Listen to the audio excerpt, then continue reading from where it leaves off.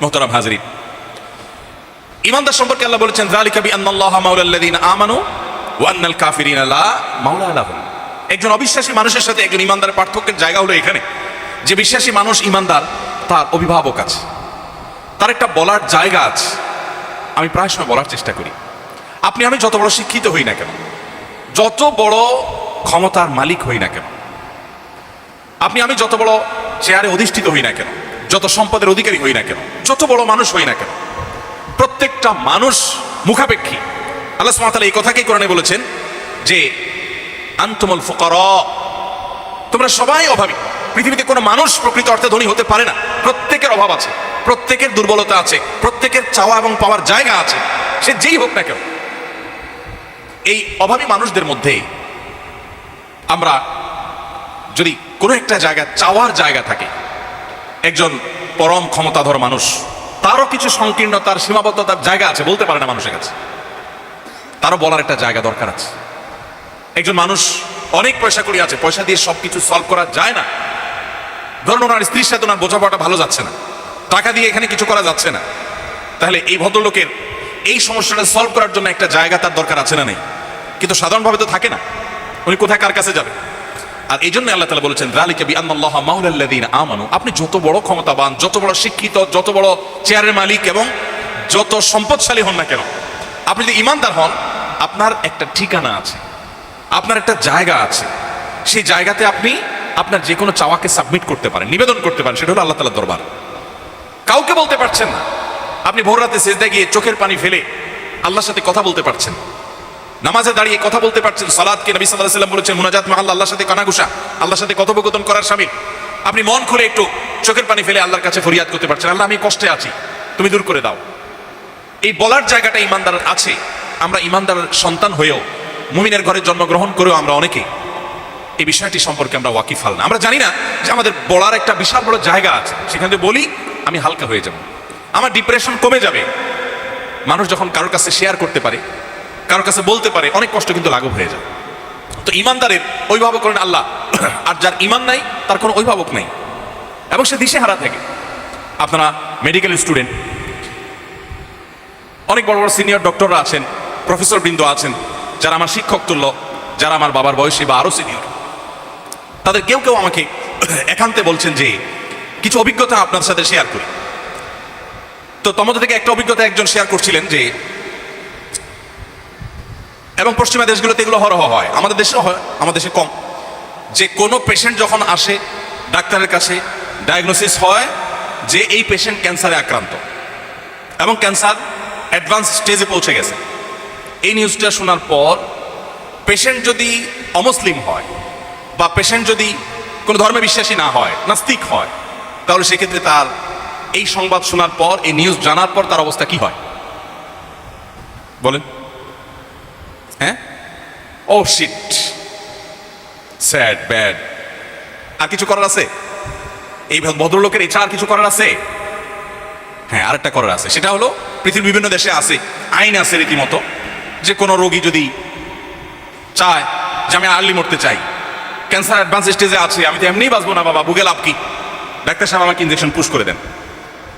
তো আইনি এই সুবিধা তাকে দেওয়া আছে, অনেক দেশে এটা আছে। তো নাস্তিক হলে স্যাড, ব্যাড, শিট টিট বলে টলে এরপরে ইনজেকশন নিয়ে চলে যেতে, কারণ তার কোনো উপায় নাই, শেষ। আর যদি পেশেন্টটা মুসলমান হয় কি হয় বলেন? ওই ডাক্তার বলছিলেন যে ভাই, আমার ওই পেশেন্টটা যখন তাকে বলা হয় যে আপনি তো ক্যান্সারে আক্রান্ত, অ্যাডভান্স স্টেজে আছেন, ভদ্রলোক যদি মুসলমান হন তো সাথে সাথে উল্টাপাল্টা যত লাইন গার্ড ছিল সব বন্ধ টন্ধ করে একদম সুইচের মতো সোজা হয়ে যায়, মসজিদে যাওয়া ধরে, নামাজ কালাম পড়া ধরে, জমজমের পানি কোথায় বিক্রি হয় যত টাকা দিয়ে লাগে কিনে এনে খেতে শুরু করে, আজওয়া খেজুর খাওয়া শুরু করে, কালো জিরা খাওয়া শুরু করে, মধু খাওয়া শুরু করে দেয় এবং জানে যে এগুলোতে শেফা আছে। নবী সাল্লাল্লাহু আলাইহি সাল্লাম বলেছেন এগুলা করা শুরু করে, হুজুরদেরকে হাদিয়া তোফা দেয়, আপনারা দোয়া করেন, নিজেও আল্লাহর কাছে দোয়া করে, যারা দেখে তারে বলে আল্লাহর কাছে দোয়া করেন। একটা জায়গায় সে দরখাস্ত জমা দিয়ে দেয়, সে জানে সব দুয়ার বন্ধ হয়ে গেছে, ডাক্তারদের কিছু করার নাই, কিন্তু একটা দুয়ার এখনো খোলা আছে, সেই দুয়ারে সকল অসম্ভব সম্ভব হয়। কোভিড-19 সময় ঢাকা মেডিকেল কলেজের একজন ডাক্তার আছে, আমার খুব ঘনিষ্ঠ বন্ধু মানুষ, পারিবারিক সম্পর্ক, বাসায় আসা যাওয়া আছে। গত 2-3 দিন আগেও ফ্যামিলির সাথে তার বাসায় দাওয়াত খেয়ে আসছি, নাম বললাম না। তো ভাই আমাকে বললেন যে ভাই করোনার সময় আমি এমন হয়েছে যে 1 মাস বাসায় যাই নাই, বরং আরো বেশি সময় হয়ে গেছে, গড়াই গেছে যে বাসায় যাই নাই। ঢাকা মেডিকেল কলেজে ডিউটি করার পর চলে গেছি অন্য বিভিন্ন জায়গায়, বিভিন্ন হাসপাতালে রোগীদের সেবা দিছি। সব ডাক্তাররা গাউন পরে অবস্থা খারাপ, আমি মাস্কই পরি নাই।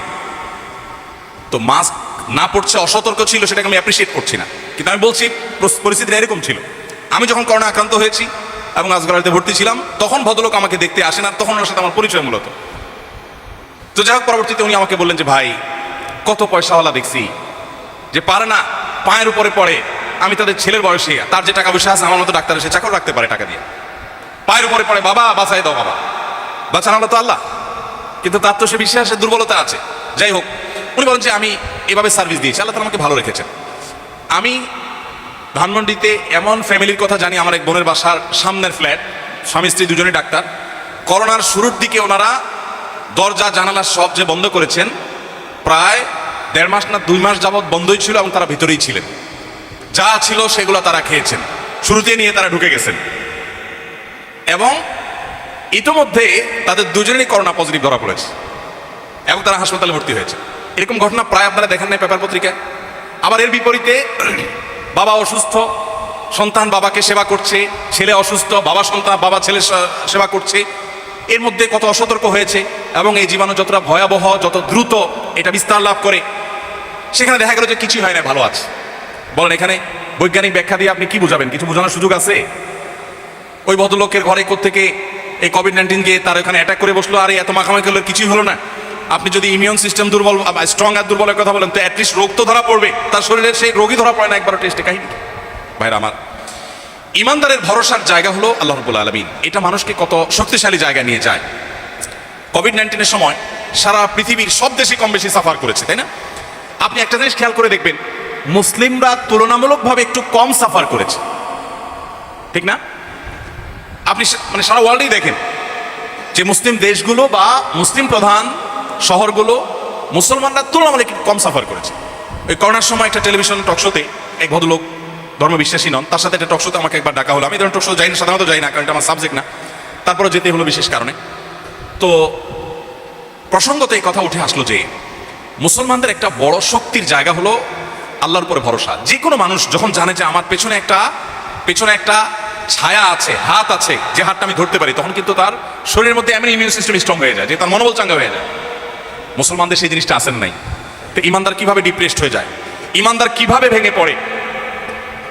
আল্লাহ রাব্বুল আলামিন বলেছেন, ওয়ালা ইয়াইআস মির রাহিল্লাহি ইল্লাল কওমুল কাফিরুন। আল্লাহর রহমত থেকে যাদের কোনো আল্লাহর প্রতি, কোনো সৃষ্টিকর্তার প্রতি বিশ্বাস নাই, তারা কাফেররা, তারা আল্লাহর প্রতি নিরাশ হতে পারে, তাদের আশা হতে পারে ও স্যাড ব্যাড বলে ইনজেকশন নিয়ে চলে যেতে পারে। বাট ইমানদার তো এটা করতে পারে না। ইমানদার তো একটা ভরসার জায়গা, আস্থার জায়গা আছে।